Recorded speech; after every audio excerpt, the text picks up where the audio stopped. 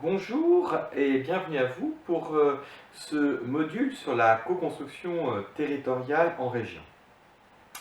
D'abord, peut-être rappeler que l'Observatoire des partenariats propose aujourd'hui des données qui permettent de croiser à la fois tout domaine, tout acteur et tout territoire pour mieux comprendre les transformations systémiques à l'œuvre au travers des dynamiques de co-construction entre les acteurs. Créé en 2008 par la Caisse des dépôts et le Rameau en partenariat avec le MEDEF et le mouvement associatif, l'objectif a été dès le départ de comprendre quel était le mouvement de co-construction qui allait se mettre en place en France, associant collectivités territoriales, associations, entreprises, services de l'État, et de voir finalement par le regard des acteurs eux-mêmes quelles étaient l'évolution qu'ils en attendaient et puis quelles étaient les pratiques. Ce qui nous permet d'interroger les Français, les élus, les dirigeants d'entreprises, les dirigeants d'associations et de fondations pour pouvoir finalement voir comment concrètement dans l'action cette dynamique de co-construction peut répondre aux fragilités collectives. Il est important de bien noter cette notion de fragilité qui progressivement, au fur et à mesure des études, s'est ancrée dans le travail de l'Observatoire. La fragilité, elle est nécessairement évolutive dans le temps et très liée à un territoire donné. D'où l'importance d'avoir des données qui ne sont pas seulement nationales, mais aussi qui peuvent être déclinées au niveau de région, voire infrarégionales, et mises en comparaison avec des données internationales. Les rapports impact région ont pour utilité de pouvoir présenter de façon simple et systémique quel est le profil de la région, quelles sont les fragilités prioritaires de la région, à la fois objectives, par des données statistiques de l'INSEE, du CGET, de la NCT, mais aussi par rapport à la vision que les citoyens, les entreprises, les élus, les associations de la région perçoivent les fragilités locales. Et le dernier point, c'est de comprendre les dynamiques du jouet collectif local pour répondre à ces fragilités, avec à la fois pour objectif de réduire les fragilités et d'inventer de nouveaux moteurs de croissance et d'emploi. Voilà quel est le sens des 13 rapports impact région que vous pouvez retrouver dans l'Observatoire des partenariats. Mais sans plus attendre, découvrons les chiffres de notre région. Merci Charles Benoît. Bonjour à tous. Quel est le profil de la région Occitanie? Rappelons tout d'abord les données de référence de cette région. Elle représente 9% de la population française, plus de 13% de la superficie de notre pays et 13% des communes en France. Elle correspond à plus de 7% du PIB français, 11% des entreprises et 10% des associations de notre pays.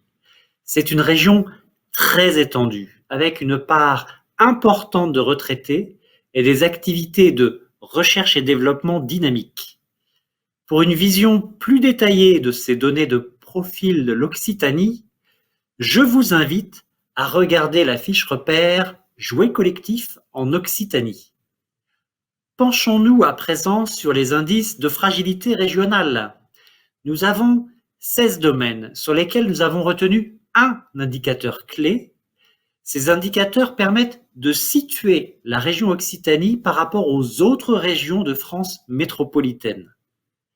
Qu'est-ce qu'on constate? Les indices de fragilité sont plus importants en Occitanie dans 5 domaines: numérique, mobilité, handicap, vieillissement et emploi. Ces données nous apportent une vision objective. Et quelle est la perception des habitants? Comment a-t-elle évolué dans le temps? Nous avons fait 2 grandes enquêtes, en 2015 et en 2019, avant la crise de la Covid. Nous avons questionné les Occitans sur leur vision des fragilités de leur territoire. Partageons un premier constat des habitants de la région Occitanie. À leurs yeux, les fragilités avaient augmenté sur leur territoire entre 2015 et 2019. Et l'emploi demeurait la première fragilité perçue par les Occitans devant la sécurité, puis au même niveau, le vieillissement et le pouvoir d'achat. Comment s'articulent les données du territoire et leur perception par les habitants? En Occitanie, on constate un parallèle entre la réalité factuelle et la réalité perçue dans les principaux domaines, et un écart pour l'accès au numérique et le handicap perçu comme non prioritaire par les habitants. En croisant ces deux éléments, vous pouvez avoir des écarts importants entre la réalité objective de la région et sa perception par les habitants, les associations et les entreprises. C'est tout l'intérêt de cette étude. Vous pouvez bien entendu consulter l'étude complète si vous souhaitez davantage d'informations.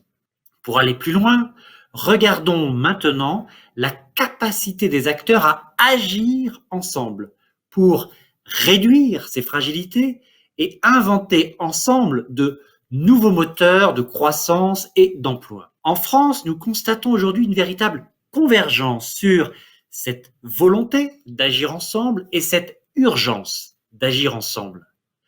D'abord, 81% des citoyens, en plein cœur de la crise, ont affirmé l'importance que collectivités, associations et entreprises travaillent ensemble pour réduire ces fragilités. Le deuxième élément, c'est l'étude Impact élus locaux, publiée en novembre 2020. Selon elle, 92% des maires reconnaissent l'utilité de cette dynamique de co-construction pour répondre aux défis locaux. Et puis, la troisième bonne nouvelle qui montre une vision convergente des acteurs. 84% des chefs d'entreprise désirent mettre en place des alliances à court terme pour faire face à la crise et à moyen terme pour répondre à nos défis communs. Nous sommes bien là à un moment donné où trois grands acteurs, les citoyens, les entreprises et les acteurs publics, partagent cette même envie de jouer collectif. Quelle est la vision des maires en Occitanie? 64% nous disent « Oui, il existe des dynamiques de co-construction au sein de mon territoire ». Et parmi eux, plus de 4 maires sur 10 considèrent que ces dynamiques sont en émergence. Cependant, 1 maire sur 3 estime que cette dynamique de co-construction n'est pas en émergence. Vous souhaitez mieux comprendre les positions des maires? Je vous invite en ce cas à consulter l'étude complète Impact élus locaux. Elle est riche d'enseignements, notamment sur la différence de point de vue selon la taille des communes. Après les maires, observons à présent l'implication des entreprises en Occitanie. 31% des entreprises d'Occitanie se sont engagées dans des dynamiques d'alliance qui permettent de concilier à la fois développement économique et réponse à des enjeux d'intérêt général. L'engagement partenarial des entreprises est moins marqué en Occitanie. Il se met en œuvre au travers de spécificités territoriales fortes. Regardons ensuite avec qui les entreprises d'Occitanie font-elles alliance. D'abord, 70% des entreprises développent des partenariats avec les collectivités locales et territoriales, suivies à 49% par les écoles et les universités. Puis, 36% des entreprises développent des partenariats auprès de structures d'insertion par l'activité économique avant les associations et bien avant les clubs d'entreprise. La dynamique partenariale en Occitanie accorde une place très importante aux collectivités locales et territoriales. Penchons-nous sur la nature de partenariats développés entre les acteurs économiques, que sont les entreprises, et leur territoire. Premier élément, 64% des entreprises au niveau national recourent aux pratiques responsables, notamment les achats responsables avec des structures d'insertion et des structures qui emploient des salariés en situation de handicap. Le sponsoring fait aussi partie de cette catégorie. Ces pratiques responsables s'appuient sur le savoir-faire des acteurs de l'intérêt général dans des domaines comme l'environnement, l'insertion ou le handicap pour améliorer les pratiques de l'entreprise et développer la responsabilité sociétale des entreprises, la RSE. Depuis le milieu des années 2000, ces pratiques-là ont considérablement augmenté. En 2020, lors de notre étude, il est apparu une augmentation très significative du mécénat. Avant, on était plutôt à 35% et on est monté à 50% l'année dernière avec une double dynamique. La territorialisation de ce mécénat, d'une part, et puis l'implication en mécénat de compétences des personnes, au-delà d'une contribution financière ou en nature des entreprises sur ces projets d'intérêt général, pour répondre ensemble, par exemple, à des urgences. En 2020, des entreprises se sont mobilisées collectivement au sujet de l'éducation pour équiper des jeunes en matériel informatique. La troisième catégorie de partenariat pour les entreprises, c'est la coopération économique. Il s'agit d'aller plus loin pour associer des offres faites par les structures d'intérêt général ou d'insertion par l'activité économique avec les entreprises. Finalement, comment on répond ensemble à un besoin? En Alsace, les cafés Satie et les jardins de la Montagne Verte ont associé leurs compétences pour transformer et valoriser des déchets, les exodermes de café, en engrais agricoles. Et puis, la dernière catégorie de partenariat, ce sont les innovations sociétales. Il s'agit d'une catégorie en plein essor depuis le milieu des années 2000. C'est vraiment là où s'inventent ensemble ce qu'aucun des deux acteurs ne pouvait prévoir ou développer auparavant. Ces deux dernières catégories de partenariat de co-construction, coopération économique et innovation sociétale se développent. L'alliance dynamique du groupe La Poste, depuis sa création en 2014, a activement contribué au développement de ces deux catégories de partenariat. Il existe ainsi 4 modalités complémentaires de partenariat entre une entreprise et un acteur d'intérêt général pour répondre à des défis locaux.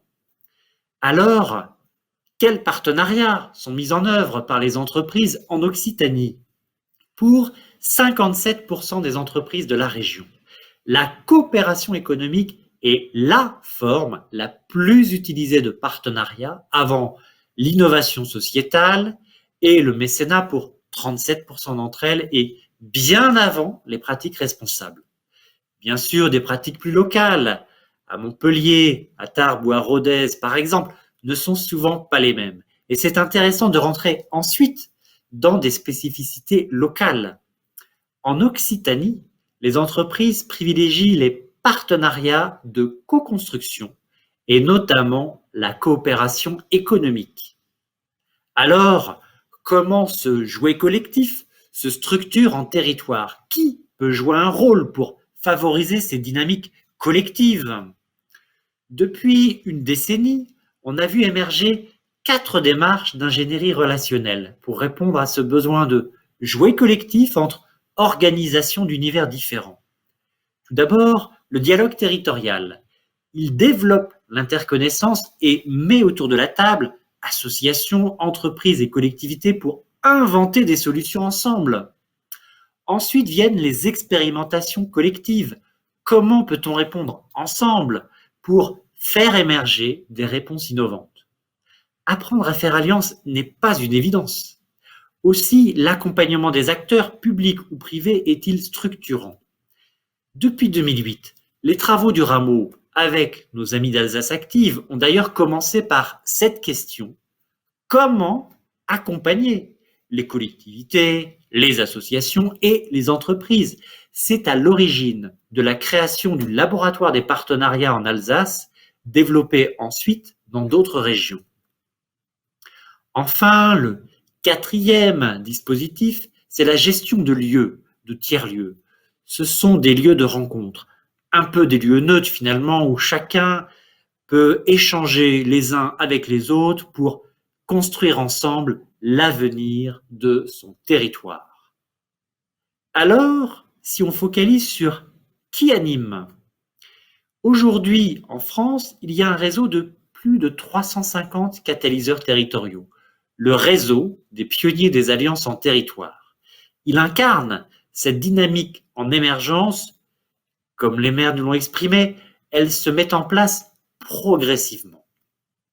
Les catalyseurs territoriaux proviennent d'une diversité d'organisations. On y retrouve des acteurs publics, des collectivités comme des associations ou des entreprises. Je parlais tout à l'heure d'Alsace Active, dans le milieu de l'accompagnement des acteurs associatifs, de l'insertion par l'activité économique et de l'ESS en général. Cette dynamique est aussi présente parmi les acteurs académiques, comme le catalyseur de Toulouse, qui a développé cette logique de créer le lien entre les différents acteurs. C'est un élément intéressant et structurant, cette diversité des profils des catalyseurs territoriaux. Citons, pour exemple, quelques démarches de pionniers de votre région. Le mouvement associatif Occitanie contribue à l'accompagnement numérique des associations avec le programme PANA. Le catalyseur de Toulouse est un tiers-lieu qui favorise l'innovation au sein de l'université Paul Sabatier. La Caisse d'épargne de Midi-Pyrénées expérimente un programme d'inclusion numérique sur la métropole de Toulouse avec le hub RINOC. Et puis, l'expérimentation du projet de territoire rural Viavino, près de Montpellier, avec le groupe La Poste. Aujourd'hui, cette logique de l'animation du jouet collectif provient bien d'un réseau de catalyseurs en plein développement.